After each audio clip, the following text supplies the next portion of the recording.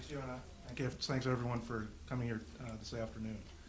I'm going to focus on a topic of extended deterrence in the Middle East, extended nuclear deterrence. And for those not familiar with the jargon, that means countries like the United States or the NATO alliance in particular, the idea that they might extend some sort of nuclear umbrella to the region or parts of the region. And there's two reasons I want to talk about this. One, there's been considerable discussion in the public sphere about the idea of, should Iran get a nuclear weapon, would you be able to contain Iran? Is there a way that, as we contained the Soviet Union during the Cold War, you would try to do that with Iran, and is that feasible?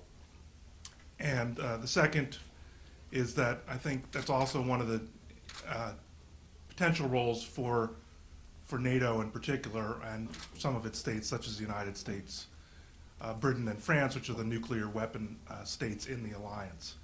Now, by talking about this, I also want to indicate I'm not endorsing the idea that we should just go on ahead and let Iran get nuclear weapons. But I think we ought to think out what would happen if Iran got this and how the alliance would respond to that. And I also should note that Secretary Clinton in 2009 raised this idea of some sort of deterrence umbrella in the region, while at the same time the president recently said he doesn't support the idea of containment. So there's clearly pulls and tensions within the current administration, I think generally within US policy. If you look, certain institutions like the Pentagon tend to be more sympathetic to the idea of containment than, for instance, the State Department, partly because the Pentagon is less inclined to wage a preventative war, given the high casualties. Let's talk beginning, what do we mean by deterrence generally, and then look at extended deterrence. What you're doing with deterrence is you're trying to convince an enemy that taking some kind of military action does not bring you more benefits than it carries risks and costs. It's not worth the candle to do some action. You can do this by denying this adversary the benefits of aggression. That's called deterrence by denial. So if you have a missile defense system that works, shoots down the missiles, then that's a form of deterrence because they don't actually get to hit the targets. You can do this by retaliating. I mean, this is the classic Cold War kind of deterrence. You hit my cities, I'll bomb your cities. Or you can use, which is really probably more properly called dissuasion, you can persuade the country that by restraining themselves, it's in their interest, by some sort of incentives to restrain their actions. In looking at this analysis, I would talk about, let's look at some of the unique characteristics of Iran. I'm going to make the assumption, and I know some people might challenge it, that it generally acts as a rational actor in terms of in the sense of it's open to calculating the costs and benefits of its actions. It doesn't do things that are not in its national interest. Now, what its perceived national interest is another matter, but it's calculating the costs and benefits. On the other hand, it's an opaque government. We don't really have a lot of sense of who makes the decisions, how the decisions are made in Iran. And it's hard, if you get into a deterrence relationship, to know where the lines of authority are. When we were dealing with the Soviets during the Cold War, they had a very clear top-down structure. We knew who made the calls, who you had to influence there. It's not so clear in Iran. Is it Ahmadinejad? Is it the supreme leader? Is it people in the Revolutionary Guards? Is it the defense ministry? So on. And Iran also has a clear tendency towards brinksmanship. It likes to play things up to the edge, and that can create crises and misunderstandings. So what are we really concerned about deterring if Iran were to get nuclear weapons? Clearest thing we would be concerned about is that Iran would actually use the weapons against our allies in the region or outside the region, NATO or the United States. In some ways, this might be the simplest one kind of deterrence to plan for, in the sense that we know how to do this. Nuclear use could be met with some sort of response from NATO or the United States or other countries in the alliance. Other cases might be less clear-cut. Iran might be emboldened by having a nuclear weapon to pursue more terrorism or to support more terrorism or subversion or other kinds of actions. So how do we deter those kinds of actions? And also more conventional attacks. If there's a conventional attack, say like say the Iranians decide they're going to use this nuclear umbrella to reclaim some islands that are in dispute with the United Arab Emirates. When does NATO or the United States get involved? When do we decide that this is worth external involvement rather than letting local players sort out the issue for themselves? Should we be involved if Iran steps up its support to Hezbollah and other countries, or should we just let Israel, other terrorists, let Israel take care of this as it has in the past? What if Iran transfers nuclear material or a weapon to a third party, to Hezbollah, let's say? One option is the US or NATO could hold Iran responsible for an attack by any group. And we wouldn't say that we have to produce the kind of evidence that's held in court. But what if they transfer the material, or we have evidence or intelligence that they've transferred material, but there is no attack? Do we retaliate then? How good is our intelligence? We certainly have had problems before in intelligence. When do we intervene? How do we intervene? These are all very difficult questions that tend not to be asked when people say there's a very simple containment solution to this kind of question.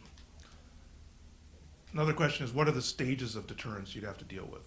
One could argue that we're already deterring Iran to some extent. Iran has some nuclear capabilities, and we've got some forces in the region. What if they move to what's called a Japanese-style nuclear posture? If they had the capability to have forces, but they didn't actually test weapons, they didn't show it. What if they move to a capability that's like Israel, should I dare say? That people kind of know they've got a nuclear weapons capability, but they've never publicly tested it or admitted it.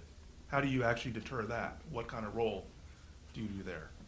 And then there's if they actually test a weapon. Then there's the question of if they move beyond one or two weapons to a number of weapons. And then there's the question of what if they get to the point where they have a missile, a weapon that's capable of hitting the United States. Right now, Iran's not at that capability, but that obviously puts different calculations in the mind of U.S. policymakers when the U.S. homeland itself is threatened by these attacks. Then there's the question of reassurance. During the Cold War, one of the main benefits of the deterrence posture was the reassurance that it provided U.S. allies that, one, we had their back, and two, they didn't have to develop their own nuclear weapons. We would defend them with our nuclear weapons. What would Israel do if Iran, assuming somehow Iran got to the point where it had nuclear weapons, would Israel feel inclined to go and take out the Iranian weapons before they're deployable, before they've gotten too much of a capability? Israel's reported to have what's called the Secondstrike capability. That is, it's got nuclear cruise missiles on submarines, so that if Israel's attacked, the Israeli homeland attacked, Israel would still have a capability that would survive that could attack Iran. But does that matter in the case of Israel? Israel's a pretty small country. I think the supreme leader said at one point, no, it was Rafsanjani said, Israel could be knocked out with one or two nuclear weapons. Does the second strike capability matter in a country that size? What do we do to prevent Israel from changing its nuclear posture so that it's not an opaque posture? That Israel doesn't suddenly feel like we've got to announce that we have nuclear weapons. That would create a lot of problems for the United States in the region. Israel might face its own pressure to disarm at that point. Iran could go to the world and say, okay, we'll get rid of our nuclear weapons if Israel does. How does Israel respond in that situation? And what kind of reassurance would Israel want? Would it want a reassurance from the United States or from NATO that we would be willing to retaliate if Israel was attacked by nuclear weapons? Or would Israel see that as undermining its own deterrent?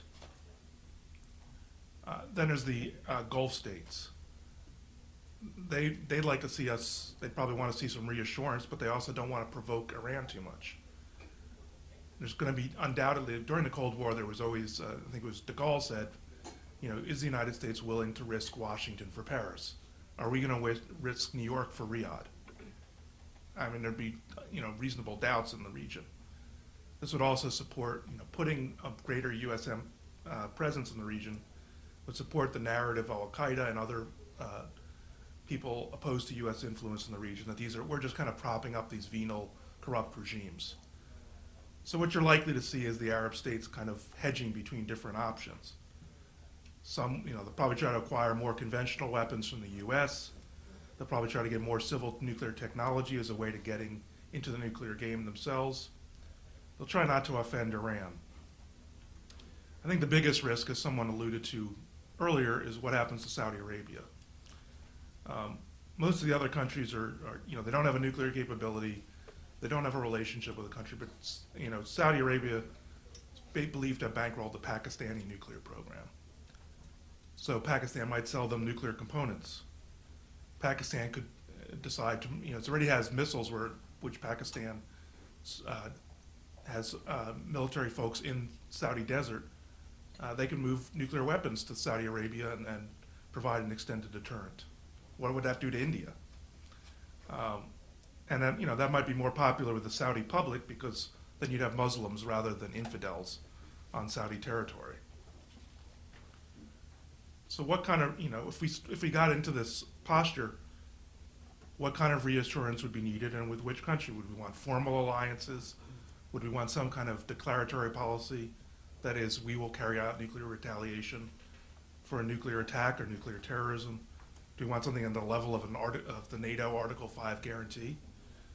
Do we want political assurances that are much milder, something like the Partnership for Peace process? And there's some general problems. Once the U.S. had somehow allowed Iran to get nuclear weapons, how would we convince countries, reassure countries in the region, that what we had previously described as unacceptable, that is a nuclear Iran, we'd allowed, and we're somehow going to be credible in the future? And what would the U.S. Congress and other countries support? Would Congress support nuclear guarantees for the Persian Gulf, for instance? I mean, Israel, I think, would be another matter, but that would be more of a case of what Israel would want. What would countries in NATO and so on support? And once again, drawing on the Cold War, since this is the most extensive experience we have with this kind of posture, people tend to just say, well, we did in the Cold War, we can do it now. What are some of the lessons from the Cold War? Well, finding the right level of deterrence is always difficult. I was fairly young then, but I read about the Reagan administration and the Pershing IIs. This was a problem of having, we decided that we had to deploy medium-range missiles, intermediate-range missiles to Europe, and this provoked huge protests in the region. We thought this was needed to counter there. So that was a problem of being too much deterrence. Other times, countries would be concerned that we were providing too little deterrence. Trying to strike the right balance with your partners' political priorities is very difficult. Then we have got the nature of the very different allies we'd be dealing with. We don't have the large conventional deployments we would have in NATO to back up any nuclear deterrent. Some of the countries have strategic deterrent conflicts between themselves, not least of which is the Israeli-Arab conflict. When we were dealing with the Cold War rivalry, we had two pretty evenly matched, one might call responsible in the sense of chains of command countries, basically believing in a status quo, who knew each other well. The Iran-U.S. relationship has none of these qualities. We're dealing with an opaque and unpredictable political system, a revolutionary power, an asymmetric relationship. We have so much more than the Iranians have, and greater opportunities for misunderstanding and miscalculation given the history of the U.S.-Iran relationship. And then we've got the importance of third parties. How would Russia, China, India, and Pakistan react to U.S. or NATO extended deterrence? So how would we do it? We'd want some kind of, it's very important in looking at deterrence is to have a visible presence in the area, local balance of forces.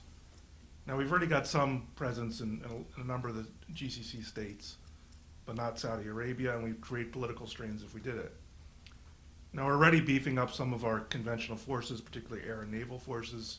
There was a story today that 4 more minesweepers are going to the Gulf. A number of the other countries, the French have a carrier in the Gulf, the British have minesweepers, the Koreans have conventional troops, and the Germans actually supply the nuclear subs that a Secondstrike deterrent for the Israeli nuclear force. But there's a number of other capabilities that could be added. We'd also have to deal with Iran's efforts to develop anti-access and area denial capabilities. And we need to find a way to better communicate with Iran about what we're doing. and we don't have a red line or any of those kind of things. So finally, who does the deterrence if we were to do it? Where would NATO fit in? How much would be NATO? How much would be the U.S.? How much would be other countries? What, I'm trying to think of some useful roles for NATO. I could see there could be some reincarnation of what we did in the 1980s when we flagged Kuwaiti tankers if there was a problem with the Straits of Hormuz, something that flew under the NATO flag, that all the oil vessels from friendly states could have some sort of NATO protection. Making sure that the Straits of Hormuz are open, some sort of cyber warfare from the alliance, in addition to what we're already doing with the Iranians. And the missile defense system, which is already in place both in Europe and what's being constructed in the region. I think NATO might be most important actually in the early phase of any period where Iran had nuclear weapons, because right now Iran's not capable of targeting the US, but it is capable of targeting parts of Europe. So NATO would have a direct stake early on, much more direct stake in a way than we would. NATO would have to develop some sort of principles of retaliation, when it retaliated and when it didn't. And it would have to consider having the capability to target Iranian nuclear missiles before launching. But there's downsides for NATO as an alliance in getting involved. I mean, NATO is a very rigid structure. It's not designed for this kind of potential crisis management. As we saw in Libya and elsewhere, it doesn't have a lot of capabilities right now that really aren't just US capabilities. It's got, you're talking about a mission with an uncertain duration. There's an uneven willingness of countries in the alliance to lend political support. There's a lot of concern by countries, particularly in Eastern Europe, that the alliance is too tilted towards out-of-area operations. And there's the question about how we would deal with the Israeli concerns versus the Arab states. So I would say probably the most likely role would be for the nuclear weapon states in the alliance to have some kind of coordination rather than trying to do it as an alliance policy. Some sort of mini NATO coalition of the willing in that case, maybe more formalized at that stage. Thanks. Okay, thank you very much.